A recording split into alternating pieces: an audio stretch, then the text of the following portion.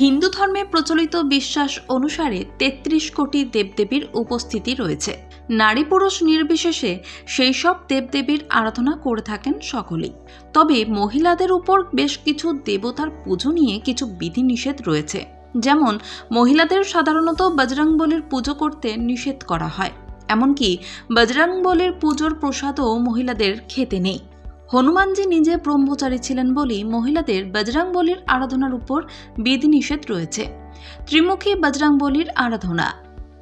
তবে আজ আমরা কথা বলবো মধ্যপ্রদেশের এমন একটি মন্দির সম্পর্কে, যেখানে মহিলারা শুধু বজরংবলীর পুজোই করেন না, পুজোর প্রসাদও গ্রহণ করেন। মধ্যপ্রদেশের খারগন শহরের বুরহানপুর দরওয়াজার কাছে অবস্থিত প্রায় ৩৫০ বছরের পুরনো এই বজরংবলী মন্দির। এই মন্দিরে ত্রিমুখী বজরংবলীর মূর্তি আরাধনা করা হয়। তার পায়ের নিচে শায়িত এক দানব। মনে করা হয় যে এই হনুমান মূর্তির দর্শন করে মূর্তির বাঁ পায়ে লেগে থাকা সিঁদুর নিজের কপালে লাগালে তার সমস্ত শত্রুর নাশ হয়। মধ্যপ্রদেশের এই মন্দিরে মহিলারা বজরংবলীর আরাধনা করে থাকেন এবং পুজোর প্রসাদও তারা খেয়ে থাকেন। প্রচলিত প্রথার ঊর্ধ্বে গিয়ে এই মন্দিরে মহিলারা বজরংবলীর আরাধনা করতে পারেন, কারণ এখানে মহিলারা বজরংবলীকে ভাই হিসেবে পুজো করে থাকেন। এখানে হনুমানজিকে তার কিশোর রূপে পুজো করা হয়ে থাকে। ৩৫০ বছরের প্রাচীন মন্দির। এই মন্দিরটি অন্তত ৩৫০ বছরেরও পুরনো বলে দাবি করেন মন্দিরের পুরোহিত রাকেশ ঠক্কর। তিনি জানিয়েছেন যে শহরে অনেক হনুমান মন্দির রয়েছে, তবে কেবলমাত্র এই মন্দিরটিতেই বজরংবলীকে পুজো করে থাকেন মহিলারা ও তার পুজোর প্রসাদও খেয়ে থাকেন।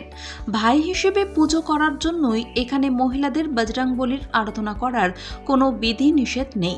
প্রতি বছর রাখি পূর্ণিমায় এই মন্দিরে বজরংবলীর উদ্দেশ্যে রাখি নিবেদন করেন মহিলারা। বজরংবলীর ৩ রূপের আরাধনা।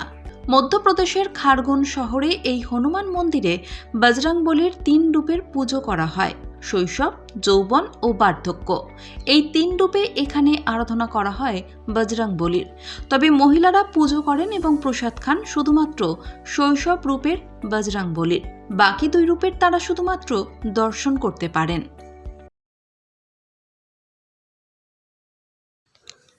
হিন্দু ধর্মে প্রচলিত বিশ্বাস অনুসারে ৩৩ কোটি দেবদেবীর উপস্থিতি রয়েছে। নারী পুরুষ নির্বিশেষে সেই সব দেবদেবীর আরাধনা করে থাকেন সকলেই। তবে মহিলাদের উপর বেশ কিছু দেবতার পুজো নিয়ে কিছু বিধিনিষেধ রয়েছে। যেমন মহিলাদের সাধারণত বজরংবলীর পুজো করতে নিষেধ করা হয়, এমনকি বজরংবলীর পুজোর প্রসাদও মহিলাদের খেতে নেই। হনুমানজি নিজে ব্রহ্মচারী ছিলেন বলেই মহিলাদের বজরংবলীর আরাধনার উপর বিধিনিষেধ রয়েছে।